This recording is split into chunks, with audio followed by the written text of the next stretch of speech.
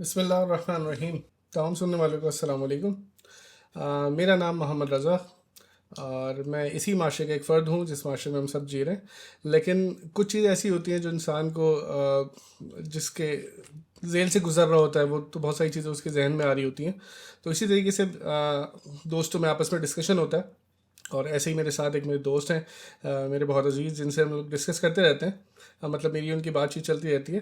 اور آج جو اس ریکارڈنگ کا مقصد یہ تھا کہ اس کو ایک نیکسٹ لیول پہ لے کے جایا جائے. مطلب ایسی ہی سوچ رکھنے والے بہت سارے لوگ ہوتے ہوں گے, ظاہر سی بات ہے, اور ہم چاہتے ہیں کہ یہ آواز وہاں تک پہنچے اور لوگ ہمارے ساتھ جڑیں اپنی فیڈ بیک کے ذریعے, اپنے کمنٹس کے ذریعے, جیسے بھی آپ ہم سے رابطہ کرنا چاہیں, جیسے بھی اپنا انپٹ دینا چاہیں تو بہت خوشی ہوگی ہمیں.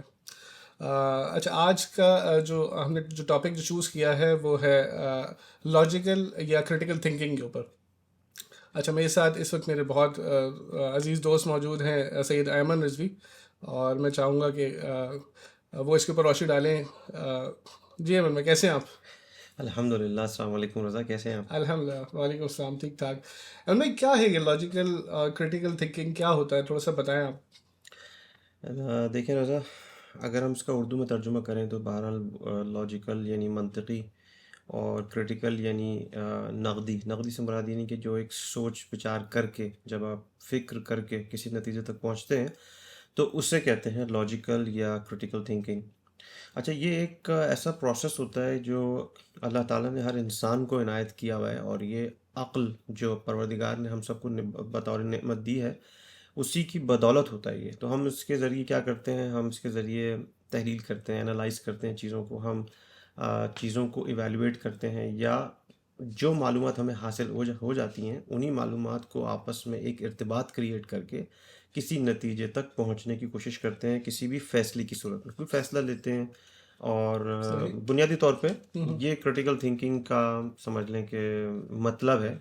اور یہ ظاہر ہے اس کے بہت سارے فوائد بھی ہیں, جیسے کہ آپ مختلف مسائل کا شکار ہوتے ہیں زندگی میں, تو آپ کو اس وقت سوچنا پڑتا ہے کہ یار صحیح ان بات. مسئلوں کو کیسے حل کرنا ہے, یا آپ کو کسی سے رابطہ کرنا ہے. تو رابطہ ایسا تو نہیں ہوتا کہ آپ اٹھے اور آپ نے کچھ بھی بولنا شروع کر دیا. سوچنا سمجھنا پڑتا ہے کہ بھائی کیا بولنا ہوگا, رائٹ. ظاہر تو ظاہر ہے, اس کے بالکل. لیے تمام چیزیں آپ یہ اس کے لیے بہت ضروری ہے. اچھا, ایمن میں یہ بتائیں, اس میں ہمارا ہدف کیا ہونا چاہیے, ہدف کیا ہوتا ہے, کیا کیا آپ سمجھتے ہیں اس کے بارے میں؟ دیکھیں, ہدف تو ظاہر ہے کہ اتنا اہم سوال ہے آپ نے جو پوچھا ہے, کیونکہ ہمیں یہ سوال ہر چیز کے لیے زندگی میں پوچھنا چاہیے صحیح. کہ کیوں, آخر ضروری کیوں ہے فلاں چیز. ٹھیک ہے, اگر کوئی ضروری دین کے تحت قرار دی گئی ہے یا سوسائٹی نے ہمارے اوپر امپوز کی ہے, تو سب سے پہلا کوشچن یہ ہونا چاہیے کہ یار یہ ہے کیا اور کیوں ہے, صحیح. کیوں ہم پر یہ امپوز کی جا رہی ہے. اگر دین امپوز کر رہا ہے تو صحیح ہے, ہم سوال کر سکتے ہیں, کوئی مسئلہ نہیں ہے. علماء کرام بیٹھے ہوئے جواب دینے کے لیے, قرآن حدیث بھی جواب دینے کے لیے موجود ہے. صحیح. تو اگر ہم یہ دیکھیں کہ یہ ضروری کیوں ہے, تو ضروری اس لیے ہے کہ ہمیں اپنی جو تعلیم و تربیت کے جو مختلف مراحل ہوتے ہیں, جب ہمیں مختلف علوم حاصل کرنے ہوتے ہیں, تو ان علوم کو حاصل کرنے کے دوران ہمیں ان تمام اس ذریعے سے, ایکچولی دا کریٹیکل تھنکنگ کے ذریعے ہمیں وہ علوم حاصل کرنے ہوتے ہیں صحیح. کریٹیکلی صحیح. سوچ سمجھ کے, کہ جو ہم آج سیکھ کر آئے, استاد نے جو ہمیں کچھ پڑھایا, آخر کیا پڑھایا, صحیح. صحیح پڑھایا, غلط پڑھایا, یا مطلب بے سر و پاؤٹ پٹانگ بات ہو رہی ہے, کیا ہو رہا ہے. ٹھیک ہے, ان تمام چیزوں کے لیے تو اس کا مطلب ہے کہ پہلا میدان ہم یہ کہہ سکتے ہیں کہ تعلیمی میدان, جس میں ہمیں اس کی بے انتہا ضرورت ہے. ویسے تو خیر زندگی کے ہر شعبے میں ہمیں اس کی ضرورت ہے, لیکن چلیں تعلیمی میدان کو ہم اگر لیں تو یہ سب سے پہلی چیز ہے. اس کے علاوہ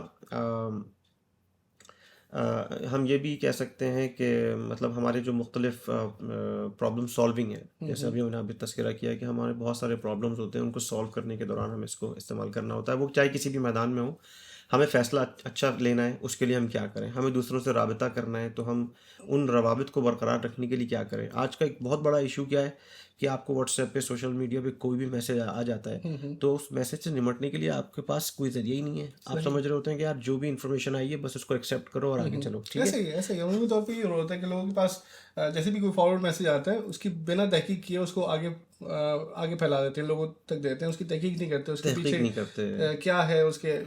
ایسا بھی ہوتا ہے کہ ہم بہت سارے میسج ایسے چلا رہے ہوتے ہیں جو بظاہر لگ رہا ہوتا ہے کہ ہمیں بہت بہتر ہے, لیکن اس میں کہیں نہ کہیں دشمن کے اہداف شامل ہوتے ہیں اور ہم اس کا پارٹ بن رہے ہوتے ہیں صرف نہ جانتے ہوئے. بالکل بالکل ایسے ہی ہے. اسی طریقے سے اس مس انفارمیشن کا مقابلہ کرنا ہے. پھر ایک اور اہم چیز ہے کہ آپ کو خود کا محاسبہ بھی تو کرنا ہے. روز مرہ کی زندگی آپ نے صبح سے شام تک کیا کیا ہے, اس کی بھی کریٹیکل تھنکنگ کرنی ہے. سوچنا کہ آپ کیا کر رہے ہیں, آپ کا عمل کیا ہے, اپنے بارے میں خود جانکاری, اللہ کی معرفت, مختلف علوم کی جانکاری.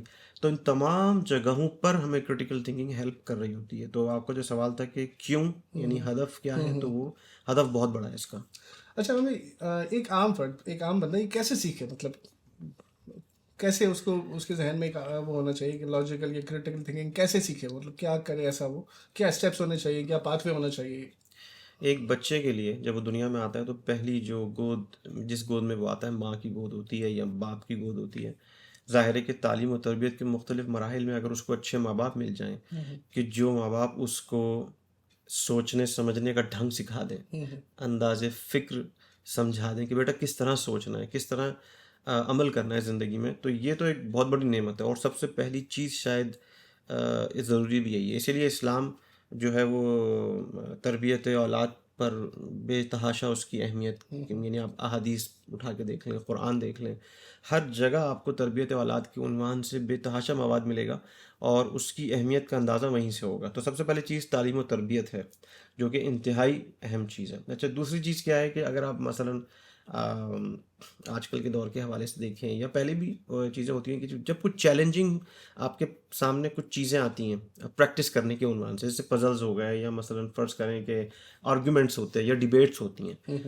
ڈیبیٹس بہت اچھا طریقہ ہے اس فکر کے پروسیس کو ٹھیک کرنے کے لیے کہ دو افراد بیٹھیں آپس میں ڈیبیٹ کریں, ایک آدمی پلس کو بتائے, ایک آدمی مائنس کو بتائے, یعنی اس کے ایڈوانٹیجز اور ڈس ایڈوانٹیجز پہ بات کریں. یہ صرف سیکھنے کے عنوان سے بات ہو رہی ہے. جب سیکھنے کے عنوان سے بات کریں گے تو آپ خود بتانے والوں کو خود اندازہ ہوتا چلا جائے گا کہ کون آدمی کمزور ہے اور کون آدمی مضبوط ہے, کس کے پاس مضبوط اور قوی دلائل ہے, کس کے پاس نہیں ہے. تو یہاں سے ایک سیکھنے کا مسئلہ جو ہے وہ حل ہو جائے گا.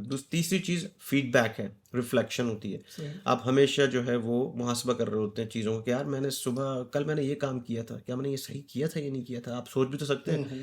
اچھا دوسروں سے بھی پوچھ سکتے ہیں, اپنے مینٹور سے پوچھ سکتے ہیں, ٹیچر سے پوچھ سکتے ہیں. سب سے بڑھ کر قرآن مجید آپ کے سامنے موجود ہے جو آپ کو اصول بتا رہا ہے کہ کس چیز کا اصول کیا ہے. تو اس کو اب مد نظر رکھیں. سیرت ائمہ, سیرت رسول خدا صلی اللہ علیہ وآلہ وسلم آپ کے لیے سب سے بڑی شمع ہدایت ہے. تو یہ ہے. اس کے علاوہ پھر ڈائیورس پرسپیکٹیوز کا ہونا بہت ضروری ہے. تحمل چاہیے انسان کو, دنیا کے مختلف مذاہب اور دنیا کے مختلف ادیان کا مطالعہ کرے, دیکھے, سب لوگوں کے خیالات و نظریات کو سنے. اس کا یارہ ہونا چاہیے, دل میں ہمت ہونی چاہیے, اس کو سنیں سمجھیں. ضروری نہیں ہے کہ وہ آپ کے خیالات اور آپ کے دین کے مطابق ہوں, کم سے کم نالج ہونی چاہیے, نالج ہونی چاہیے. ایگزیکٹلی. اور یہ بھی کہ ان کا پرسپیکٹیو کیا ہے اس چیز کو کرنے کا. تو یہ ایک کنٹینیوس لرننگ پروسیس ہوتا ہے. اس میں آپ کو مستقل سیکھنا ہے اور کریٹیکل تھنکنگ کبھی اینڈ نہیں ہوتی. یہ آئی تھنک میرے خیال سے ایک ایسا عمل ہے کہ جو ایک انسان کو بہتر سے بہتر بننے کے لیے اور اس کو کمال تک پہنچانے کے لیے بہترین راہ ہے. اچھا میں قرآن مجید کیا کہتے ہیں اس کے بارے میں؟ دیکھیں قرآن مجید کا اگر ہم مطالعہ کریں تو ہمیں کچھ الفاظ جو ہیں وہ بڑے اسپیسیفکلی قرآن میں ملتے ہیں. مثلاً جیسے تفکر, تعقل اور تدبر. آپ سرچ کریں, میں نوجوانوں سے بولتا ہوں, آپ سے بھی میں نے شاید کئی دفعہ کہا ہوگا کہ tanzeel.net پہ جائیں, جا کے سرچ کریں, دیکھیں. یہ تین الفاظ ایسے ہیں کہ پروردگار نے ان الفاظ کا یعنی بے شمار مرتبہ استعمال کیا قرآن مجید میں کہ تم اور یہ لوگ تفکر کیوں نہیں کرتے, اور تم لوگ تعقل کیوں نہیں کرتے, یا اور تم لوگ تدبر کیوں نہیں کرتے. مختلف عنوانات سے پروردگار بار بار یہ پوچھ رہا ہے کہ بھائی یہ کیوں نہیں کرتے. اچھا اب اگر آپ عربک ڈکشنریز اٹھائیں گے تو آپ کو ان تینوں الفاظ کے متعلق تھوڑا سا ڈفرینس پتہ چلے گا کہ ان میں فرق کیا ہے. تفکر کی بات ہم جہاں تک کرتے ہیں تو تفکر فکر کرنے کو کہتے ہیں. یہ فکر کرنے کا ایسا پروسیس ہوتا ہے کہ جس میں چیزوں میں آپ تھوڑا گہرائی میں اترتے ہیں, سمجھنے کی کوشش کرتے ہیں. مگر بہت ساری چیزیں ایسی ہوتی ہیں جو آپ کے سامنے بدیہیات میں ہوتی ہیں. بدیہیات انہیں کہتے ہیں کہ جو آپ کے سامنے بالکل واضح ہیں اور آپ ان کو انکار کرنے کے بجائے ایکسیپٹ کریں. مثال کے طور پہ سورج چمک رہا ہے, تو میں اگر کوئی آدمی یہ کہے کہ نہیں سورج تو بجھا ہوا ہے اور اس کی کوئی روشنی نہیں ہے, تو خود بخود پتہ چل جائے گا کہ یہاں پہ عقل مند کون ہے اور بیوقوف کون ہے, یہاں پہ فکر کون کر رہا ہے اور کون نہیں کر رہا ہے, یہ بالکل واضح ہو جائے گی.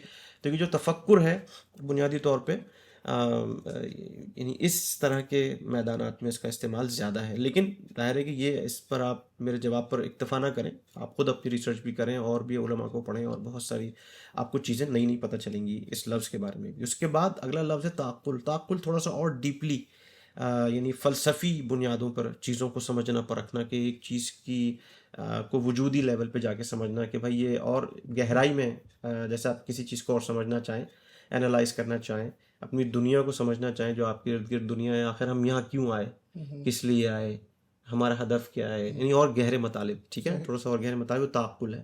تدبر جو ہے وہ ایک اور یعنی میننگ کو پیش کرتا ہے, ایک اور مطلب کو بیان کرتا ہے, اور وہ ہے عربی زبان میں دبارہ جو ہے, دوبر جو ہے وہ پشت کو کہتے ہیں. اور یہاں پہ مراد تدبر سے یہ ہے کہ ہم ایک مسئلے میں اتنا زیادہ کھوج کریں, اتنا سمجھنے کی کوشش کریں کہ اس کو بالکل اینڈ تک دور اندیشی کرتے ہوئے اس کے بالکل آخری نتیجے تک ہماری ایک نظر ہو, ایک وسعت نظری ہو, تاکہ ہمیں اندازہ ہو گیا کہ جو کام ہم کرنے جا رہے ہیں یا کوئی فیصلہ لینے جا رہے ہیں اس میں کیا کیا پوٹینشیل ہے, آگے کیا کیا اس میں نقصانات ہیں, فوائد ہیں. تو تدبر عام طور پہ وہاں کے لیے استعمال ہو. لیکن ظاہر ہے کہ میں نے جیسے پہلے کہا کہ میرے بتائے ہوئے مطالب پر آپ اکتفا نہیں کریں گے, آپ کو ان کاموں کو, اس سلسلے کو آگے بڑھانا ہے. اپنا مطالعہ بڑھائیں, قرآن پڑھیں, احادیث کا مطالعہ کریں, علماء کرام کی کتابیں پڑھیں, اور اپنے اس کریٹیکل تھنکنگ پروسیس کو بہتر سے بہتر کریں.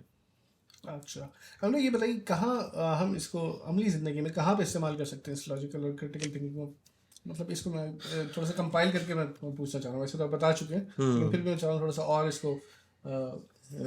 جیسے میں نے پہلے بھی کہا کہ زندگی کا ہر شعبے میں اس کی ضرورت ہے.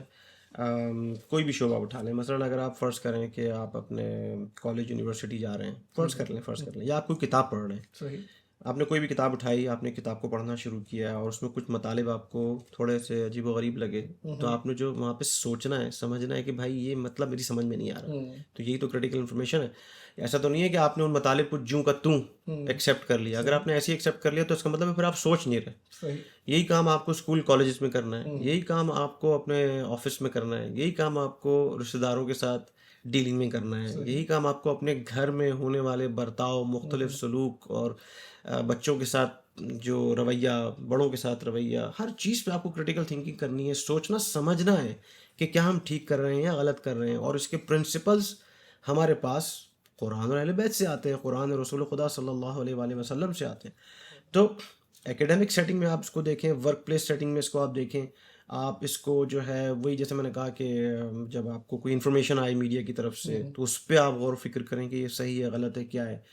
اور مسلمان جیسے کہ اکثر ہمارے آج کل جو بہت اچھے پوڈ کاسٹرز بھی ہیں, اور بہت اچھے موٹیویشنل اسپیکرز کہہ سکتے ہیں, اور بہت سے ایسے لوگ ہیں کہ جو عوام کو, یوتھ کو صحیح راستوں پہ لے کر آ رہے ہیں, وہ لوگ بھی یہ بولتے ہیں کہ ایک مسلمان کی سوشل اور پولیٹیکل انگیجمنٹ بہت زیادہ ہونی چاہیے.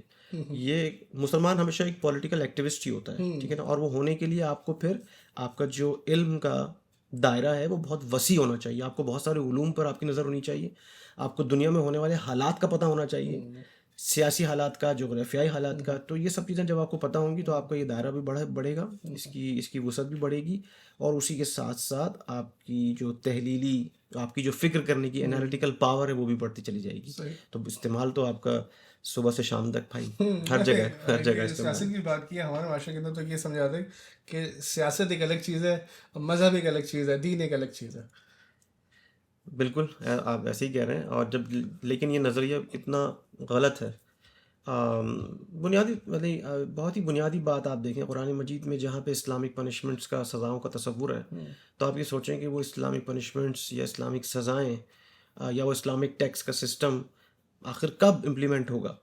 وہ جب وہ سسٹم ان پلیس ہوگا تو یہ رولز آٹومیٹکلی امپلیمنٹ ہوں گے, اور تبھی اسلام اپنی صحیح ایک اسلام ناب, ایک اسلام خالص کی شکل میں ہمارے سامنے آئے گا کہ ہاں بھائی اب یہ اسلامک اصول ہیں, یہ امپلیمنٹ ہو رہے ہیں.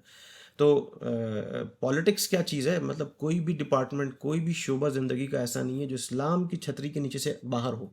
سب کچھ اسلام کے ذیل میں آتا ہے, کیونکہ اسلام ایک جامع مذہب و دین ہے, وہ ہمیں ہر شعبے کے اعتبار سے معلومات پرووائڈ کر رہا ہے, اور ہمارے یہاں ہر طرح کے یعنی ہر طرح کی گائیڈنس, ہر طرح کی رہنمائی اسلامکلی موجود ہے. جن کو نہیں ڈھونڈنا ان کے لیے کچھ بھی نہیں ہے, لیکن جو صحیح. چلیں ہمیں بہت بہت شکریہ آپ کا، اور میں انشاءاللہ پھر سے جو ہے نا آپ کو تنگ کرتا رہوں گا مزید کسی نہ کسی ٹاپک کے اوپر۔ اچھا جی سامعین، بہت بہت شکریہ آپ کا اس پوڈ کاسٹ کو سننے کے لیے، اور امید کرتا ہوں کہ آپ نے اس سے کوئی پازیٹیو چیز جو ہے وہ اخذ کی ہوگی لازمی طور پہ۔ لیکن اپنی فیڈ بیک لازمی دیجیے گا ہمیں کمنٹس کی صورت میں، جیسے بھی آپ دینا چاہیں، جیسے بھی ہم سے رابطہ کرنا چاہیں تو وہ ضرور کیجیے گا۔ انشاءاللہ پھر آپ کی خدمت میں حاضر ہوں گے ایک نئے ٹاپک کے ساتھ، اور انشاءاللہ جلد۔ خدا حافظ۔ خدا حافظ۔